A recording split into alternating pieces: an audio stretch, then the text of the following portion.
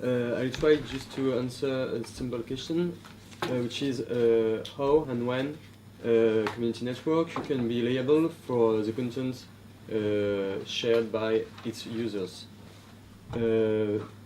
For 17 years, European law have protected internet access providers through the e-commerce directive, you may know. So the main principle is a mere conduit principle, which protects internet access providers from liability from the content just shared on behalf of third parties. This mere conduit protection was initially created for commercial internet access providers, but today, when it is applied to non-profit or community networks providers, it seems that it may not work as expected initially, which creates some issue. So the main issue will be law enforcement issue.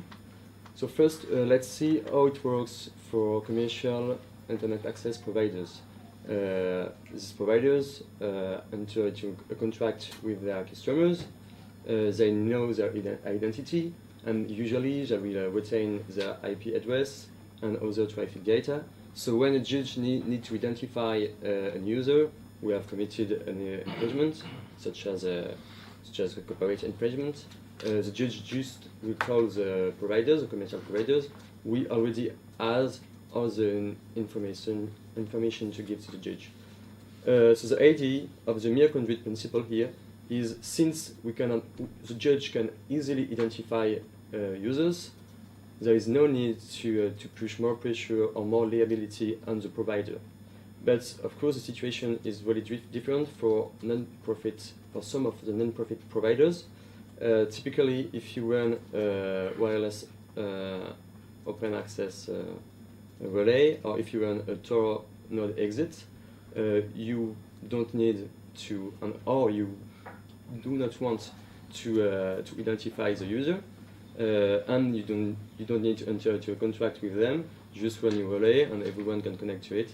And if you, of course, if you run a Tor node exit, you don't want at all to know who are the users.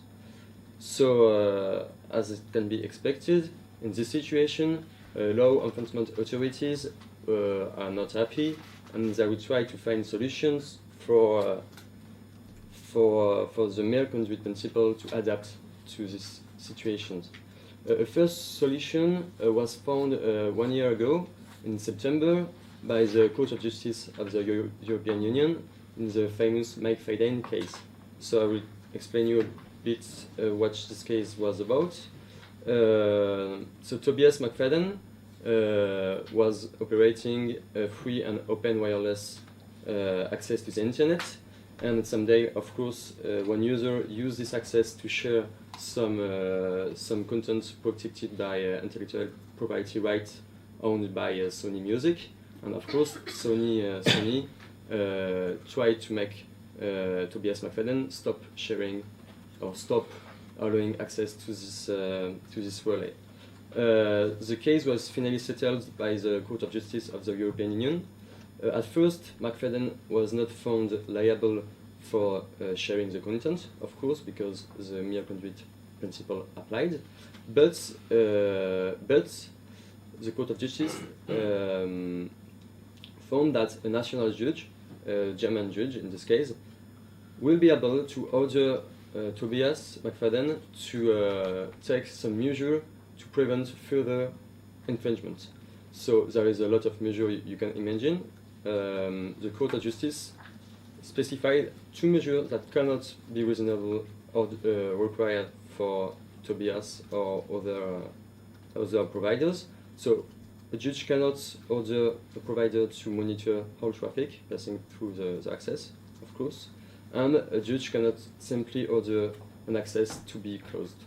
So the Court of Justice suggests one solution, which will be to limit access to the internet and to the relay through a password which is only shared with identified users.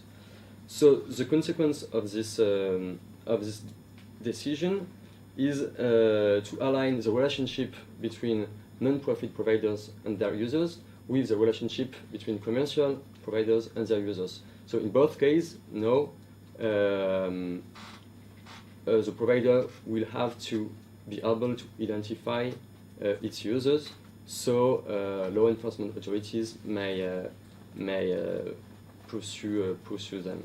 But as you can see, this solution is also completely in contradiction with some measure values of community networks.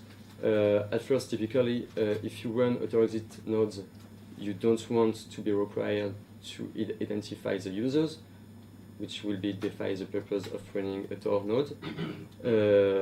And also, it will this solution will lead to a really complex issue, like Frank explained earlier. People will be afraid to be liable or not. Or it's also difficult to ask for everybody identity and to share the password. So it will need a complex structure to deal with that. So this solution hinders clearly the development of community networks.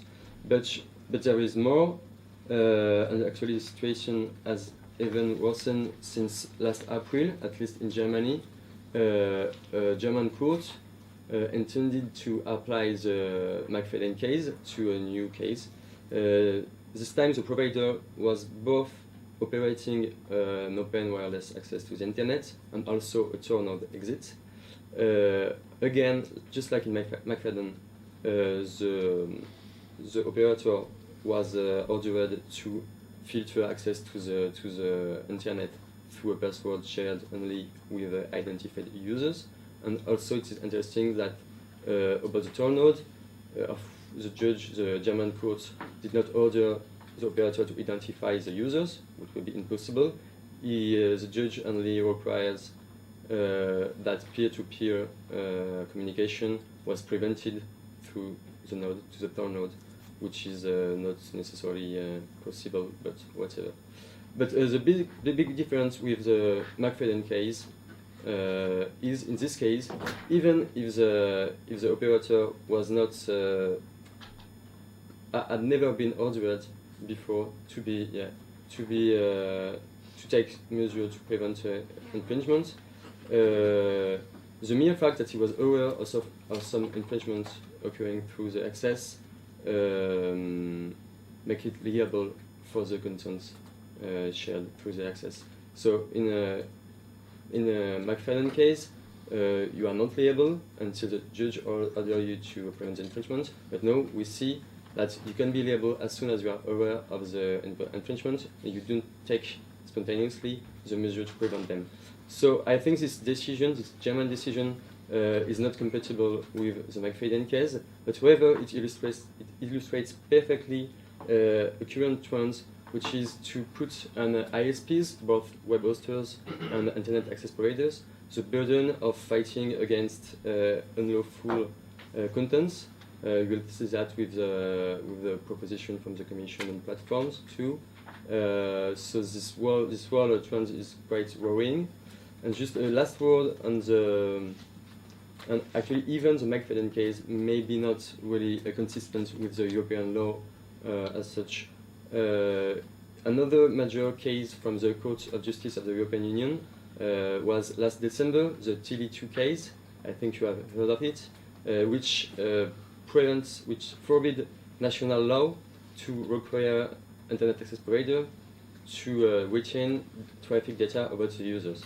So the idea is, on one hand, McFadden say if you run free access points, you can be liable for the content shared if you are not able to identify the users. And the other hand, Tele2 case tell us if you run a business access service provider, if you are an access service provider for business, you cannot be required to keep the information, the data that will allow a judge to identify the users. So you can see this makes absolutely no sense. So the McFadden case, which hinders the development of community networks, has actually no purpose, because as I told you at the beginning, the purpose would be to identify users. But as you can see, since the Tele2 case, judges will have to find another way than metadata and identification in order to fight infringement online. So I think the European law is not consistent as for today, and it should be just rebalanced just for privacy or freedom of expression. Okay, thanks. By the way, this issue of identification is also involved in the Wi-Fi for EU initiative, since there was a requirement in the text that the provider of open Wi-Fi networks have an embedded authentication system, and we're not sure how that will be implemented, but that's in the text, and unfortunate.